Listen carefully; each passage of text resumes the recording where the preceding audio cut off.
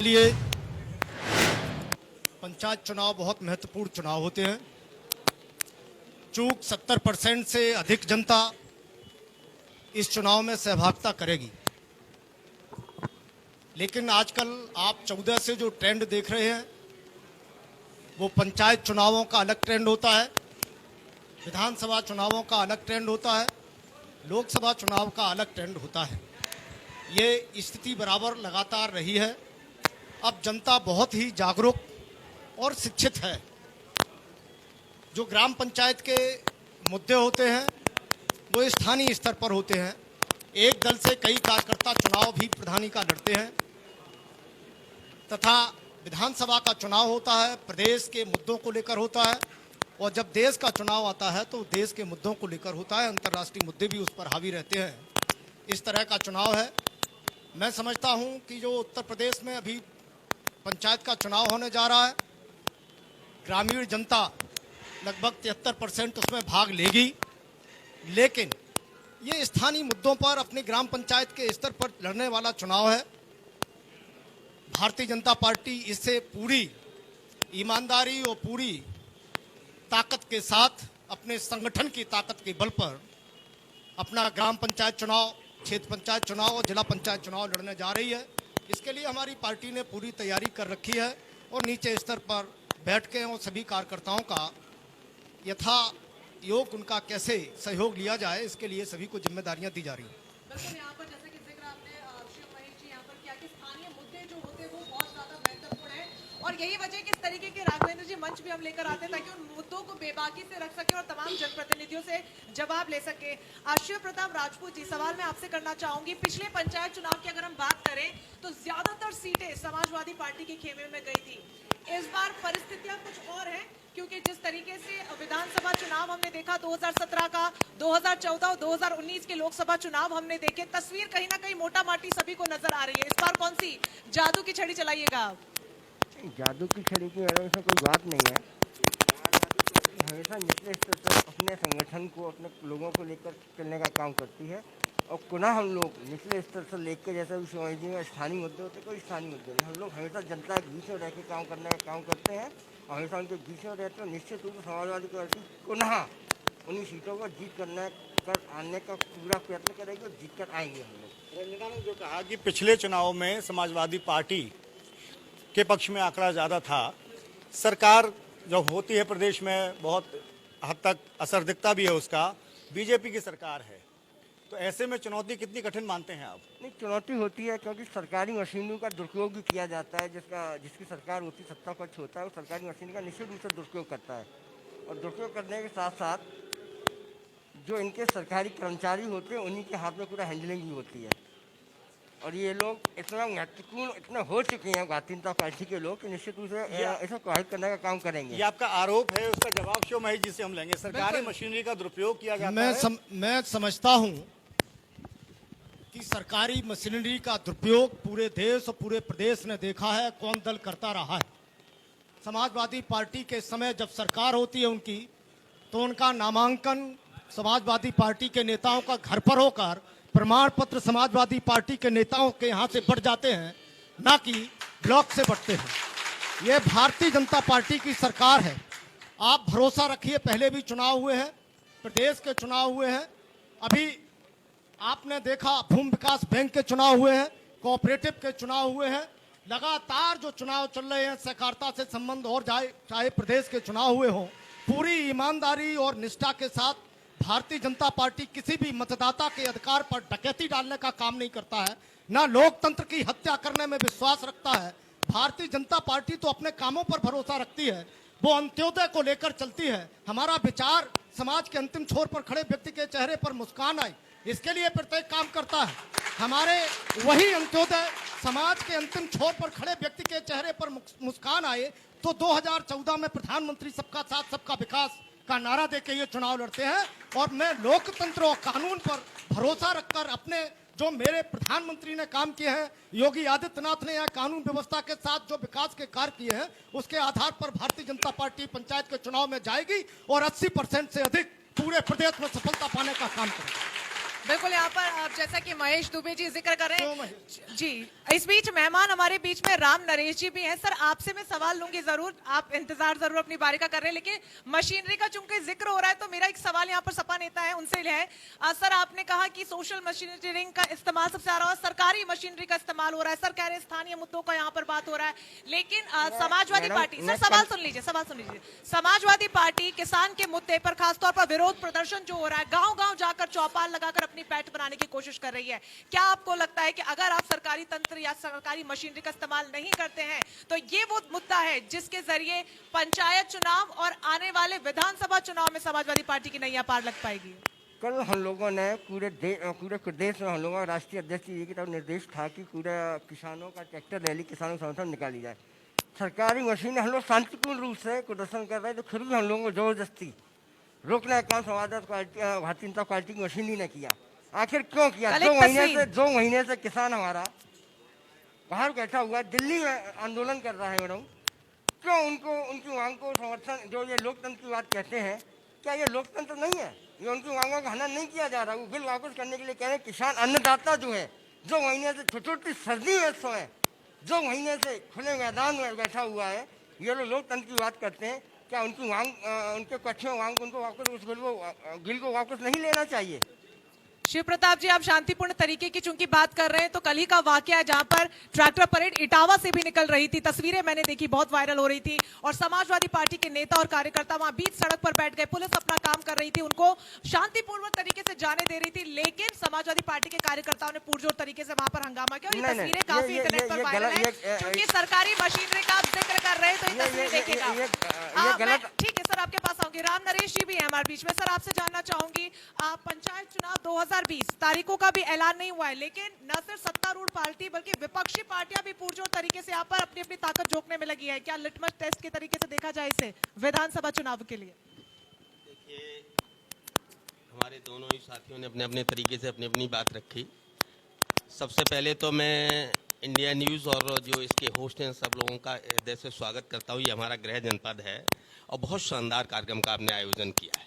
कम से कम विभिन्न दलों के लोगों को एक साथ यहाँ बैठाने का काम किया, उस डिबेट में पार्टिसिपेट करने का काम किया। ये मैं हृदय से आपका सारे लोगों का आभार प्रकट करता हूँ। साथ ही जिस मुद्दे पर आप डिबेट करा रहे हैं, बातचीत कर रहे हैं, मैं कहना चाहता हूँ कि ये समाजवादियों का ये बहुत पुरानी थीम थी, ओरिजिनल सोच था। हम लोगों ने चौखम्मा राज की परिकल्पना बहुत पहले की थी। और पंचायत चुनाव हमारे लिए बहुत महत्वपूर्ण है।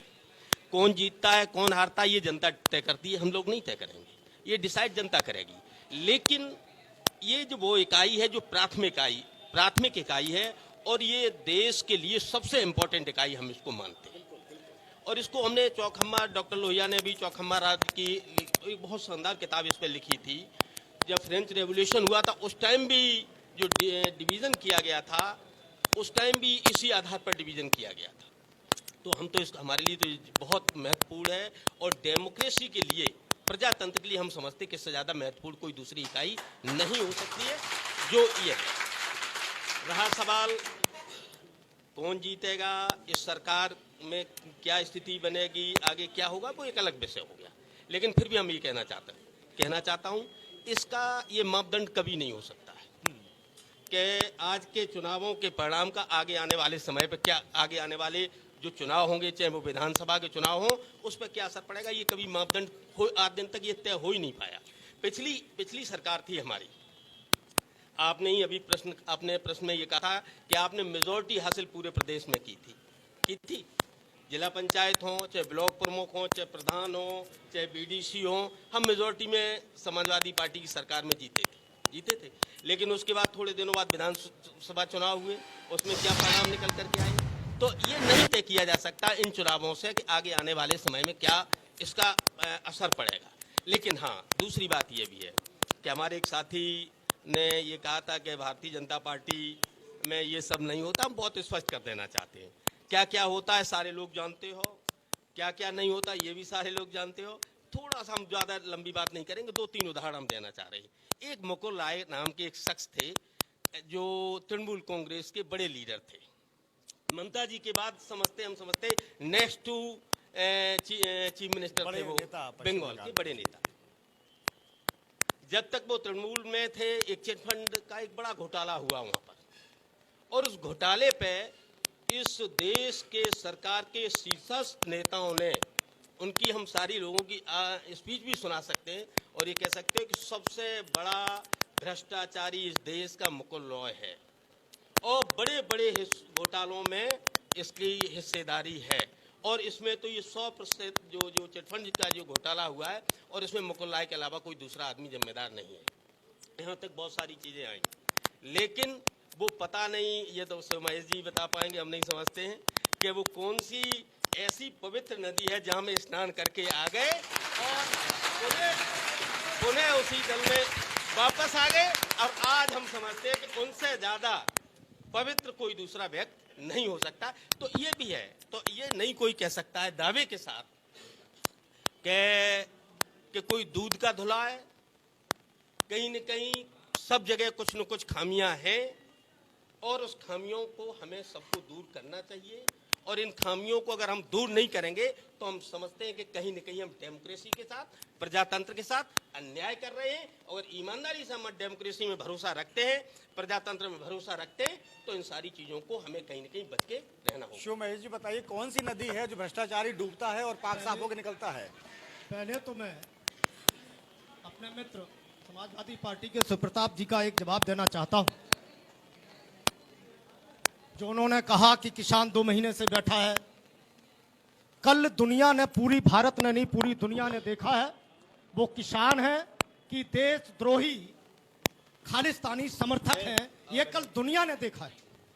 ये दुनिया ने देखा है कि कल का जो घटना हुई, जो भारत का स्वाभिमान का प्रतीक, जिस पर 15 अगस्त को इस देश के प्रधानमंत्री झंडा फहराने का काम करते हैं, तिरंगा लहराते हैं, जो तिरंगा भारत की आन बान शान, जिसके सम्मान के लिए भारत की सीमा की रक्षा करते हुए हमारे सैनिक जान दे देते हैं, उसका अपमान करने का अधिकार उन खालिस्तानियों को दिया गया और उन्हें किसान कहते हैं। ये शर्मनाक है।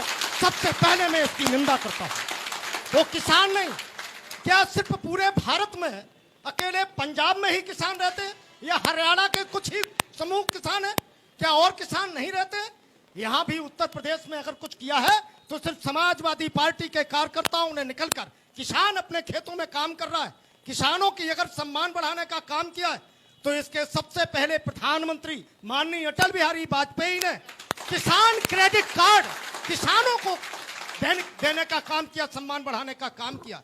उन्होंने देखा भारत के एक व्यवसायी, एक बिजनेसमैन का लड़का, एक IAS IPS का लड़का जिस समय 5 स्टार होटल में अय्याशी करके निकलता है तो काउंटर पर अपना क्रेडिट कार्ड फेंकने का काम करता है।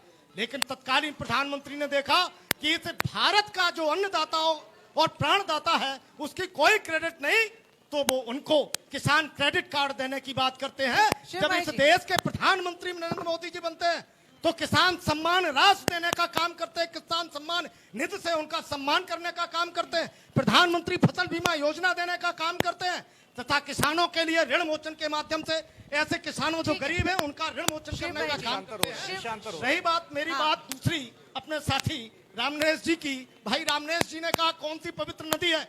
मैं कहना यह चाहता हूं कि भारतीय जनता पार्टी वो दल है, अगर भारतीय जनता पार्टी के अध्यक्ष पर, राष्ट्रीय अध्यक्ष पर भी एक भ्रष्टाचार का आरोप लगा तो उन्हें अपना पद छोड़ना पड़ा। ये लक्ष्मण बंगालू की थी। हम लोकतंत्र में अपनी मर्यादा जानते हैं। हम जानते हैं कि कोई भी अगर भारतीय जनता पार्टी में आ जाएगा, शिव प्रताप जी हमारे बैठे हैं, ये भी भारतीय जनता पार्टी से ब्लॉक प्रमुख रहे हैं, हमारे पुराने साथी रहे हैं, ये भारतीय जनता पार्टी की रीत और नीति को जानते हैं। हम भ्रष्टाचार पर भरोसा नहीं करते। ये पूरे 6 वर्ष में पूरी दुनिया ने देखा है कि जो भ्रष्टाचार कांग्रेस के समय स्कैम आया करते थे, भ्रष्टाचारी सरकार 10 सालों से चल रही थी, एक भी 6 साल में प्रधानमंत्री के ऊपर भ्रष्टाचार का आरोप नहीं लगा पाया है। अगर कोई भी भ्रष्टाचार होगा, अगर भारतीय जनता पार्टी में भी आ जाएगा, अगर वो भ्रष्टाचारी है तो उसे सजा मिलने का काम होगा। ये पवित्र नदी नहीं है, ये तो लोकतंत्र पर भरोसा करने वाली है। हम लेंगे भैया, पैनलिस्ट बोलेंगे, जनता के सवाल होंगे। देखिए देखिए, आप सभी के सवाल लेंगे, आप यहाँ पर फिलहाल शांति बनाए रखिए और सवाल एक एक करके लेंगे ताकि आपका सवाल भी जनप्रतिनिधियों तक पहुंचे और जवाब भी इसका जन जन तक जाए।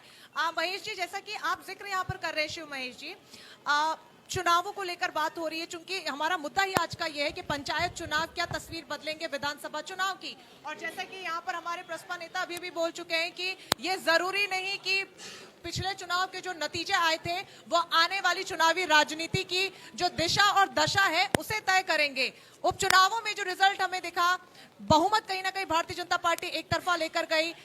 कहना ये चाह रही हूं यहां से मैं कि पंचायत चुनावों को यहां से आप किस तरीके से देखते हैं? क्या आपको लगता है कि उपचुनावों का जो नतीजा है वो पंचायत चुनाव में भी देखने को मिलेगा और वही विधानसभा में भी क्योंकि जिस तरीके की हुंकार यहां पर भारतीय जनता पार्टी की तरफ से भरी जा रही है, लग तो उससे यही रहा है। अभी आपने 17 के चुनाव के बाद जो उपचुनाव देखे, भारतीय जनता पार्टी ने उस पर अत्यधिक सीटों पर अपनी जीत हासिल करी।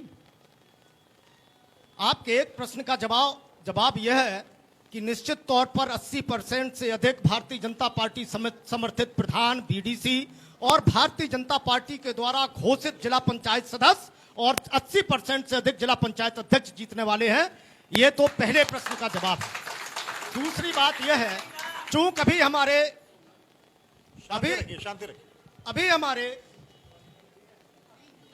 भाई ने कहा, प्रसपा नेता ने, कि समाजवादी पार्टी ने जब उनकी सरकार थी, जो 2015 में चुनाव हुए थे, उसमें अत्यधिक सीटें हासिल करी थी, लेकिन 17 में उन्हें सत्ता गंवानी पड़ी थी। अभी राजस्थान में कांग्रेस की सरकार रहते पंचायत चुनाव हुए, वहां भारतीय जनता पार्टी जीत कर आई।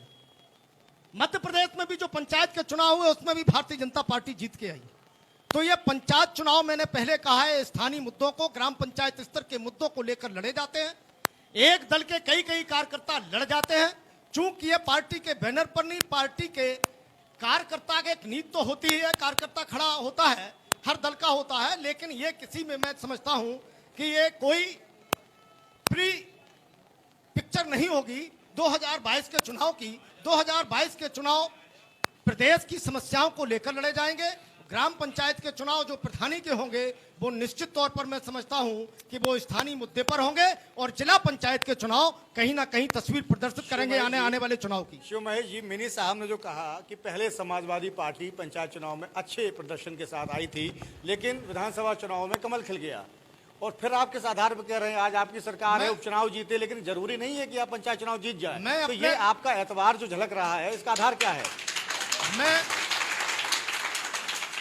मैं अपने कार्य की बल पर, मैं अपनी नीतियों के बल पर, जनता का जो विश्वास मोदी देश के प्रधानमंत्री पर है उसके बल पर, मैं जो योगी प्रदेश के मुख्यमंत्री पर जनता का भरोसा है उसके बल पर, अपने कार्यकर्ताओं के आत्मबल के साथ, उनके कार्य के बल पर यह कह रहा हूं कि मैं पंचायत चुनाव भी जीतूंगा और आने वाले 2022 में पुनः भारतीय जनता पार्टी सरकार जीतेगी। मिनी साहब से सवाल ले लेते हैं। राम नरेश जी, बड़े यकीन के साथ शिव महेश जी कह रहे हैं कि मैं जीतूंगा, पार्टी जीतेगी, कमल फिर से खिलेगा। प्रधानमंत्री मोदी जी के चेहरे पर भरोसा है, कामकाज का हवाला दिया जा रहा है, विकास पहुंचा है गांव तक। मानते हैं आप कि वाकई वो वोट में तब्दील होगा बीजेपी के पक्ष में? ये शिव महेश जी जो हैं हमारे भाई भी हैं, मित्र भी हैं। ये जिस राजनीतिक दल से बंधा होता है, जिस राजनीतिक दल में होता है, वो उसकी बात कर। वो मैं समझ रहा हूँ, क्योंकि मित्र आप तीनों हैं आपस में। नहीं सुनिए, गहरी मित्रता है। नहीं, हमारे यहाँ सब मित्र हैं। हम लोग आइडियोलॉजिकल हमारी लड़ाई रहती है, वैचारिक मतभेद हो सकते हैं, हमारे व्यक्तिगत मतभेद हमारे न कभी किसी से रहे और न हम कभी रखना चाहते हैं। उन्होंने कभी हमारी 2-3 बातें अभी हम जो आपने इनको काफ़ी देर बाद वापस किया था शिव महेश जी को, ये विषयांतर हो गए थे, और विषयांतर होकर के आपके विषय से अलग हट करके किसानों के मसले पर हम आप ही ने रखा था नदी का। नहीं, पंचायत चुनाव से आप हटे तब मुझे हटना पड़ा। अरे शिव महेश जी शांत बैठो थोड़ा। तो हम भी चाहेंगे, हम आपकी इजाजत लेकर के थोड़ा सा विषयांतर होंगे, लंबा विषयांतर नहीं होंगे।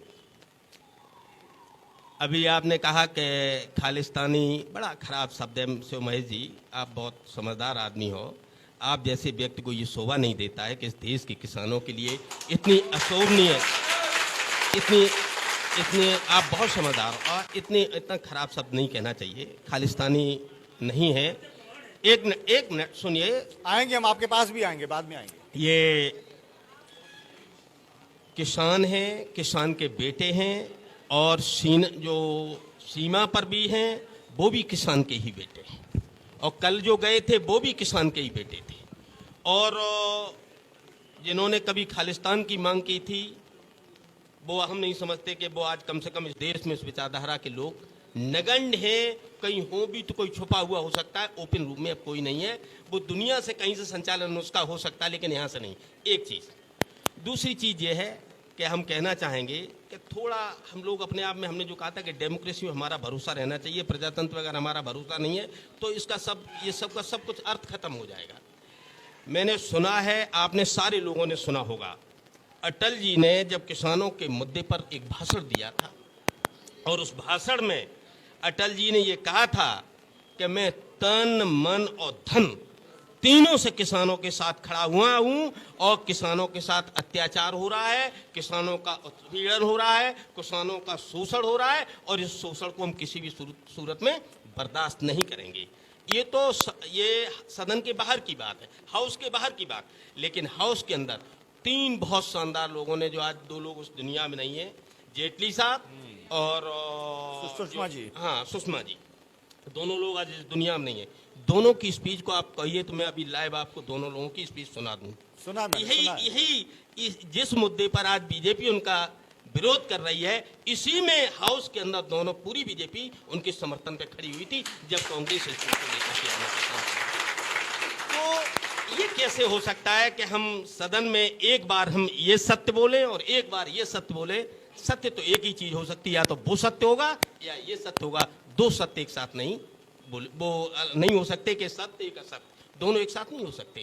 तो हमें आपको कहीं ना कहीं इस सब चीज़ों पे भी समीक्षा करनी चाहिए, इसका भी ठीक तरीके से मूल्यांकन करना चाहिए। अगर हम ठीक तरीके से मूल्यांकन करते रहेंगे तो हम अपने गुण दोषों को खुद महसूस करते रहेंगे। दूसरी बात, आपने जो मेन विषय पर हम आएंगे, मैंने आपको पहले ही कहा कि हमारे समाजवादियों के लिए, और चूंकि मैं प्रगतिशील समाजवादी पार्टी का राष्ट्रीय महासचिव भी हूँ, उस नाते भी मैं कहना चाहूँगा कि ये जो प्राथमिक इकाई है, ये हमारे जीवन और मरण से जुड़ी हुई है, हमारे लिए सबसे इम्पोर्टेंट इकाई है, और इस इकाई पे सबसे ज़्यादा हमारा भरोसा है।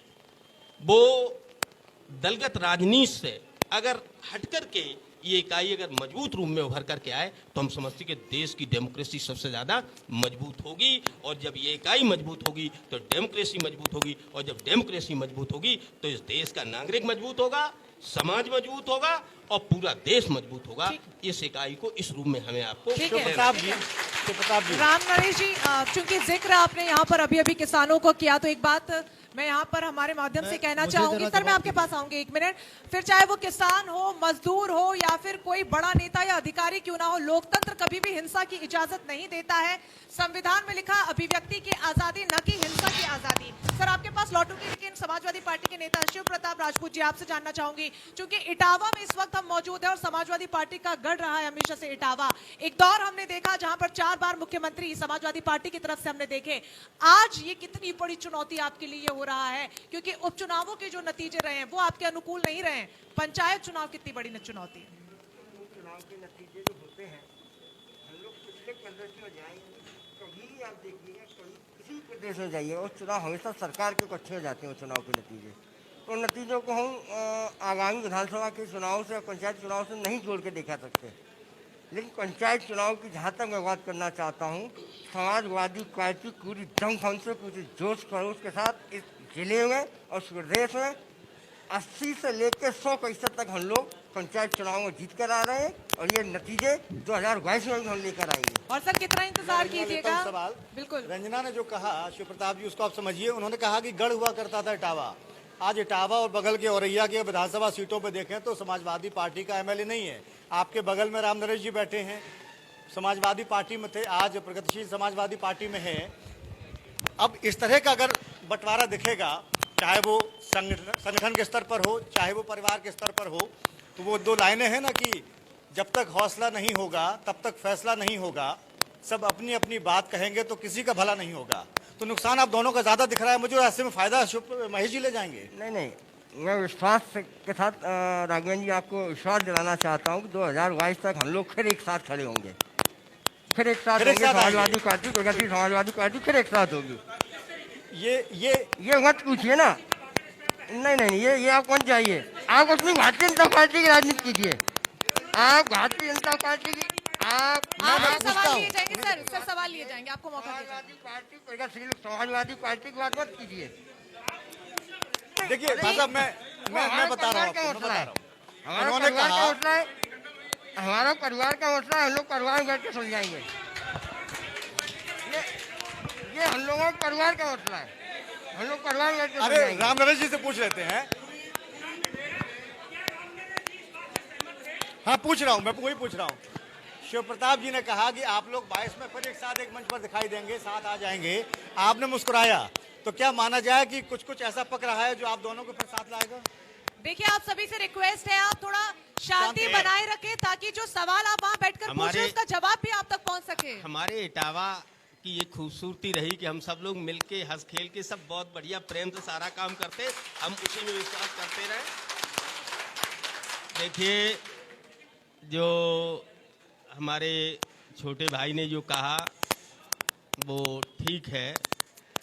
डेमोक्रेसी की जो आपने एक प्रश्न किया था इनसे कि डेम में कभी आपकी बहुत मजबूत स्थिति थी, आज आपकी स्थिति ये दयनीय हो गई, ये हो गई। डेमोक्रेसी की यही खूबसूरती है, डेमोक्रेसी का यही असली मतलब है कि ये जनता होती है, यही सर्वोपरि होती है और यही तय करती है। इसी सदन में एक दिन ये स्थिति थी लोकसभा के अंदर कि भारतीय जनता पार्टी की 1 और 3 सीटें हुआ करती थी। यही डेमोक्रेसी की खूबसूरती है। इस पे कभी किसी को घमंड नहीं करना चाहिए, कभी किसी को अकुलाना नहीं चाहिए और कभी ये नहीं समझ लेना चाहिए कि जो हमने आज हासिल कर लिया ये हमारा हमेशा बना रहेगा। ये डेमोक्रेसी में हो नहीं सकता। डेमोक्रेसी में आज जो है कल नहीं होगा, जो कल है वो परसों नहीं होगा। डेमोक्रेसी में हालात और परिस्थितियां बदलती रहती, ये जनता का डिसीजन है, जनता इसमें भगवान होती है और जनता इसको तय करती है। कमजोर मत समझिए आप अपने, बिल्कुल राम नरेश जी, हम भी आगे बढ़ सकते हैं आपकी तरह। इशारा कर चुके हैं बिल्कुल यहाँ पर कि डेमोक्रेसी है, जनता जनार्दन है और वो कहते हैं कि जिस डाल पर बैठी है वो टूट भी सकती है। मैं बिल्कुल इस बात से सहमत हूं कि प्रजातंत्र ही सर्वोपरि है। डेमोक्रेसी में मेरे साथी इधर ताली बजा रहे थे, भारतीय जनता पार्टी 2 सीट रह गई थी जब सदन में, जिस समय जनता पार्टी का गठन हुआ कांग्रेस की दमनकारी नीतियों और इमरजेंसी के विरोध में, कम्युनिस्टों ने प्रश्न उठाया कि ये दोहरी नागरिकता और विचार इनके नहीं चलेंगे। ये राष्ट्रीय स्वयंसेवक संघ के भी कार्यकर्ता हैं और जनता पार्टी के भी हैं। तो 2 सेकंड लगे थे माननीय अटल बिहारी वाजपेयी को ये कहते हुए कि मैं जनता पार्टी से इस्तीफा देता हूं, मैं राष्ट्रीय स्वयंसेवक संघ का विचार लेकर चलने वाला हूं। हमने अपने विचारों से जो एकात्म मानववाद विचार पंडित दीनदयाल उपाध्याय का, उससे कोई कभी समझौता नहीं किया। मैंने 2 सीटों पर अपने को संतुष्ट पाया, लेकिन आज 70% भाग पर भारतीय जनता पार्टी काबिज हुई है। ये जनता का ही आशीर्वाद है, जनता ही सर्वोपरि है, उसी के आशीर्वाद से होता है। दूसरी बात मैं कहना चाहता हूं, जो मेरे ऊपर क्वेश्चन मार्क लगाया गया था, क्या मैं कहना चाहता हूं क्या तिरंगे का अपमान करके, जो लाल किला पर तिरंगा अपमानित करके फेंक के अपने संगठन का तिरंगा लगाए, क्या उसे आप किसान कहेंगे? क्या जो सेना और पुलिस के जवान जो हमारी सुरक्षा के लिए रात दिन अपने परिवार को से दूर रहकर इस देश और समाज की सुरक्षा के लिए ड्यूटी तैनात रहते हैं, क्या उनको ट्रैक्टर से कुचलने वाले लोगों को क्या आप किसान कहेंगे? ये निश्चित तौर पर मैं कहना चाहता हूं, निश्चित तौर पर कहना चाहता हूं कि ये इस बात के प्रमाण आए हैं जो कनाडा में खालिस्तानी संगठन चल रहा है, उससे पोषित ये पूरा जो चल रहा है, कांग्रेस उसे पोषित कर रही है, वहां से फंड आ रहा है, वहां जिस तरीके की व्यवस्थाएं वहां पर दी जा रही है, निश्चित तौर पर विदेशी फंड की व्यवस्था हो रही है। बात मैं दूसरी करना चाहता हूं, जो अभी हमारे मित्र कह रहे थे डेमोक्रेसी, यही मैं कह रहा हूं कि डेमोक्रेसी पर भरोसा रखिए। मुझे प्रसन्नता है, आज डेमोक्रेसी याद आ रही है हमारे साथी को। मैं चुना हुआ, मेरी पत्नी 2001 में ब्लॉक प्रमुख थी चुनी हुई महेबा की। 2003 में भारतीय जनता पार्टी ने मुझे स्थानीय एमएलसी का प्रत्याशी बनाया इटावा फरुखाबाद सीट से। वो मेरा दुर्भाग्य था कि वो चूंक माननीय मुलायम सिंह जी इस प्रदेश के मुखिया थे। उसके बाद 2003 में मुझे बिना कोई जांच किए मेरे एक ही कार्य दिवस में महेबा से लेकर इटावा, लखनऊ से लेकर पूरे सभी हमारे प्रशासनिक वित्तीय अधिकार सीज किए गए।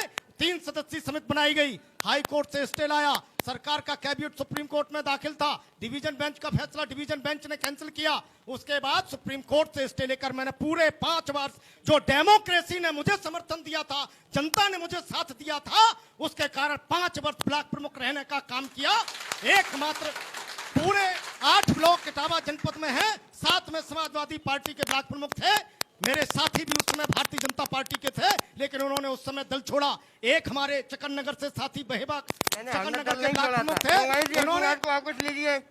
भाजपा से आप प्रत्याशी भाजपा थे। से भले भी था, मुझे समाजवादी पार्टी ने नहीं हटाया। नहीं, आपको नहीं हटाया, आपको नहीं हटाया, कह रहा हूँ नहीं हटाया। आप दल छोड़ गए नहीं थे। नहीं, दल नहीं छोड़ा था। लेकिन गलत अगर कोर्ट गलत चीज, सुप्रीम कोर्ट के नहीं, फैसले से अपनी अगर बात को वापस लीजिए, दल नहीं छोड़ा था हमने उस समय। आप बसपा में थे ये ना? 2007 नहीं जेल में 2017 में मैंने दल छोड़ा। चलिए अब कोई गलत बात नहीं, अब कोई बात बात नहीं, आप थे, बल्कि मेरे 3 ब्लॉक प्रमुख थे महेबा में। एक चकन नगर, मेरे को एक पावर चकन नगर, नहीं एक पटना, थी। एक महेबा। शिव भाई लेकिन जी। अकेले में एकमात्र वहां जनप्रतिनिधि रहा था। मेरे प्रशासनिक वित्तीय अधिकार इसीलिए सीज करे गए कि आप विरोधी दल के क्यों हैं, ठीक है। क्यों नहीं आ पाते शिव भाई हैं। जी। तो अच्छी बात है, मैं साधुवाद देना चाहता हूँ, धन्यवाद देना चाहता हूँ अपने साथी को समय कि कम है। डेमोक्रेसी पर उनका समय भरोसा कम जगह है, है। मुद्दा जो इस मेरे पर बात भारतीय कर जनता रहे हैं, पार्टी के राम नरेश जी, आप मित्रों कुछ के कह रहे साथ, थे। चाहे वो शाहीन बाग का मुद्दा हो, चाहे किसानों का, इनके विदेशी फंडिंग के अलावा और कोई इनके पास मुद्दा ही नहीं है। चुनाव केवल पर जाते विदेशी हैं, जो फंडिंग। पंचायत चुनाव पाते हैं, मिनी साहब ठीक है। सबसे ज्यादा किसान पंचायतों में रहते हैं, पंचायत क्षेत्र में रहते हैं, सीधा सीधा रिश्ता है उनका। ये जो पूरा आंदोलन चल रहा है, इसका आप पंचायत सभी चुनाव से में रिक्वेस्ट कितना है, थोड़ा असर होगा? शांत रहिए, थोड़ा सा शांत रहिए। क्या ये आंदोलन सीधा असर डालेगा पंचायत चुनाव पर? देखिए एक मिनट सुनो भाई, एक चीज हम जरा स्पष्ट जरूर हम चाहेंगे कि एक चीज स्पष्ट हो जाए। देश को और देश में रहने वाले लोगों को गुमराह न करना चाहिए, न उनको गुमराह होना चाहिए। अगर गुमराह किया जाता है तो वो भी बहुत खराब होता है, और गुमराह अगर हो जाते हैं तो वो भी बहुत खराब होता है। आप चूंकि मीडिया से जुड़े हुए लोग हो और मैं आपके समक्ष बैठा हूं तो स्पष्ट कर देना चाहता हूं, जो लाल किले पे तिरंगा झंडा फहराया जाता है वो आप अच्छी तरीके से जानते हो। उसकी एंट्री केवल अंदर से, और उसमें मिलिट्री रहती है उसके अंदर। बहुत स्पष्ट कर देना चाहता हूँ, आप लोगों के संज्ञान में ये चीज है। उसकी एंट्री केवल ये होती है, और वो स्थिति उसकी स्पष्ट हो चुकी है। कल जरूर कुछ न्यूज चैनल ने एक सेकंड, कुछ न्यूज चैनल ने जरूर उसको छुपा करके दिखाया, लेकिन आपके चैनल ने तो बहुत स्पष्ट दिखाया था कि तिरंगा ऊपर फहरा रहा था, और जो झंडा जो लगाया गया था, धार्मिक झंडा, वो दूसरे उस पर लगाया गया था, उस पर नहीं है। और वो झंडा न किसी की हटाने की हैसियत है, और न कोई हटा सकता है, और न कोई हटाने की ये हम समझते कि चेष्टा रखता है। ठीक है। हमारे देश का तिरंगा, चुनाव पर हमारे देश का तिरंगा इतना कमजोर नहीं है कि कोई माई का लाल ऐरा गैरा जाकर के उसको झंडे को आकर के हटा दे और उठा दे। ये किसी की हैसियत नहीं है। नंबर 1। ठीक है, ठीक ये है, आप किसी लोग की शांत हैसियत हो जाइए। नहीं है। अगर एक आप चीज- सुनेंगे नहीं तो ताली बजाने का दोबारा से मौका नहीं मिलेगा एक मिनट आपको। सुनिए, ये किसी की हैसियत नहीं, ये बहुत स्पष्ट हो जाना चाहिए। हाँ, जो हुआ है वो भी हम समझते हैं कि वो भी खराब था, क्योंकि किसानों का आंदोलन ये 100% आज 2 महीने से ज्यादा समय से चल रहा है, बहुत शांतिप्रिय तरीके से चल रहा है। और कल हमने उस पैनल्स के जितने भी ऑर्गेनाइजेशन हैं उनके किसानों के मैक्सिमम लोगों की, कल हमने जब ये कार्यक्रम चल रहा था तो मैं उनकी सारे लोगों की वाइट्स को सुन भी रहा था और समझ भी रहा था। हम नहीं समझते कि उनकी तरफ से ऐसा प्रयास किया गया। निश्चित तौर पे सरकार के हाथ में आज व्यवस्था है, सरकार उसको देख रही है। दिल्ली के सरकार भले ही दिल्ली में दूसरी हो, लेकिन कम से कम पुलिस व्यवस्था केंद्र के बिल्कुल, हाथ वो में बहुत है। ज्यादा सर महत्वपूर्ण और रही है यहाँ पर। ऐसे लोग जिन्होंने इस टाइप का उपद्रव किया है, कायदे से सरकार को चाहिए कि ऐसे लोगों को दंडित करे जिन्होंने इस टाइप की हरकत की बिल्कुल, है। और ये जांच का विषय भी है, क्योंकि यहाँ पर महेश जी भी कह रहे थे हाँ। कि कांग्रेसियों ने फंड किया, ये जांच का विषय हाँ, है, उसे ये जांच बिल्कुल पर ही छोड़ निश्चित दिया तौर जाए। पर जांच होगी। हालांकि मुद्दा ये है और कि पंचायत चुनाव हमें के जो चूंकि नतीजे होंगे- हमें मैडम चूंकि स्पष्ट ये करना था जी, कि जी, बहुत झंडे जल्दी के कोई से। पास नहीं पहुंच पाया, न किसी की औकात है जो झंडा वो हटा करके दूसरा झंडा तैयार। ठीक है, ध्यान से देखिए, वो झंडा तिरंगा फहर रहा था, निकाल के उसने फेंका है। सर- ये चैनल में दिखाए गए हैं, उसके बाद उसने अपना लगाया है, ठीक है, ठीक है। अपना लगाया है। शांत हो जाइए आप लोग, शांत हो जाइए, शांत हो जाइए। देखिए, मुद्दा पंचायत चुनाव का है और उसी पर हमने बातचीत की। देखिए, आप लोगों से रिक्वेस्ट है, आप शांत हो जाइए। इस तरीके से चीखने से ठीक है, ठीक है, ठीक है। पंचायत चुनाव को लेकर मुद्दा था, किसानों की बातचीत होगी तो उस पर आप बोलिएगा, लेकिन सवाल लगातार यही है कि क्या पंचायत चुनाव के जो नतीजे हैं वो विधानसभा चुनाव की जो धुंधली तस्वीर है उसे साफ कर पाएंगे या नहीं। हालांकि प्रश्न चिन्ह उस पर लगा हुआ है, आने वाला समय उसका जवाब देगा। आप सभी मेहमानों का बहुत बहुत शुक्रिया। समय की कमी है सर, बहुत बहुत शुक्रिया आप सभी का आया।